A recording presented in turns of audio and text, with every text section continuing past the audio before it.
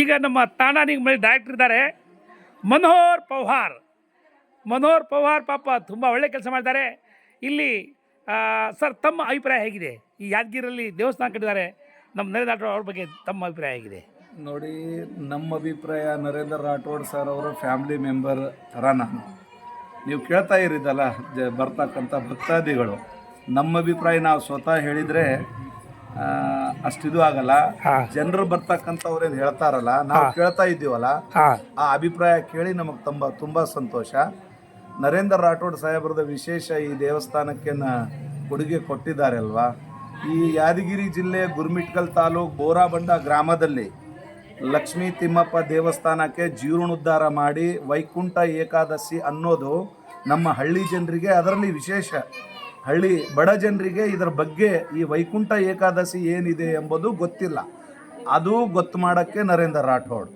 ನನಗೂ ಗೊತ್ತಿರಲಿಲ್ಲ. ಯಾಕೆ ನಾನು ಈ ದೇವಸ್ಥಾನಕ್ಕೆ ನಾನು ಒಂದು 10 ವರ್ಷದಿಂದ ನಡ್ಕೊಂಡು ಬರ್ತಾ ಇದ್ದೀನಿ. ಇಲ್ಲಿದು ಪೂಜಾ ಪುನಸ್ಕಾರ ಆಗಲಿ, ವರ್ಷದಲ್ಲಿ ಮೇನ್ ಮುಖ್ಯ ದೊಡ್ಡ ವೈಕುಂಠ ಏಕಾದಶಿ 4 ಇರುತ್ತೆ. ಅದು ಯಾವ ಥರ ಶ್ರಾವಣ ಮಾಸದಲ್ಲಿ ಒಂದಿರುತ್ತೆ, ಆಷಾಢದಲ್ಲಿ ಇದು ಒಂದು, ಮತ್ತು ಇನ್ನೊಂದು 4 ವಿಶೇಷವಾಗಿ. ಅದರಲ್ಲಿ ಈ ವೈಕುಂಠ ಏಕಾದಶಿಗೆ ನಾನು ಪ್ರತಿ ವರ್ಷ ಬರ್ತೀನಿ. ಈ ವರ್ಷ ಸ್ವಲ್ಪ ಲೇಟ್ ಆಯಿತು. ನರೇಂದ್ರ ಮಾಮ ಸಾಹೇಬ್ರಿಗೆ ನಾವು ಎಷ್ಟೇ ಅವ್ರ ಬಗ್ಗೆ ವರ್ಣನೆ ಮಾಡಿ ಹೇಳಿದ್ರು, ಅವ್ರ ಮುಂದೆ ಮಾತಾಡಿದ್ರು, ಅದು ಲಕ್ಷ್ಮೀ ರೂಪದಲ್ಲಿ ಬಂದು ಈ ಹಳ್ಳಿ ಭಾಗಕ್ಕೆ ಗ್ರಾಮಾಂತರಿಗೆ ವಿಶೇಷ ಈ ಪೂಜಾ ಪುನಸ್ಕಾರ ನಾವು ಯಾವ ಥರ ನೋಡ್ಕೋಬೇಕು, ಯಾವ ಥರ ನಡ್ಕೋಬೇಕು, ಅವರಿಂದ ನಾವು ಕಲಿಬೇಕಾಗುತ್ತೆ. ಅವರಿಂದ ತುಂಬ ಕಲಿಬೇಕಾಗುತ್ತೆ. ಇನ್ನು ನಾವು ಸುಮ್ಮನೆ ಬಂದು ಕೈ ಜೋಡಿಸಿ ನಮಸ್ಕಾರ ಮಾಡಿ ಹೋಗೋದಲ್ಲ.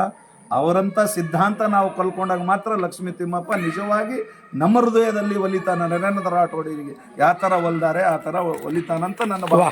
ಅಂದರೆ ಇವರ ಅಭಿಪ್ರಾಯ ಅಂದರೆ ಧಾರ್ಮಿಕವಾಗಿ, ಅಂದರೆ ಯಾವ ಥರ ಪೂಜೆ ಮಾಡಬೇಕು ಹಿಂದೂ ಧರ್ಮದಲ್ಲಿ ನಮ್ದೇನು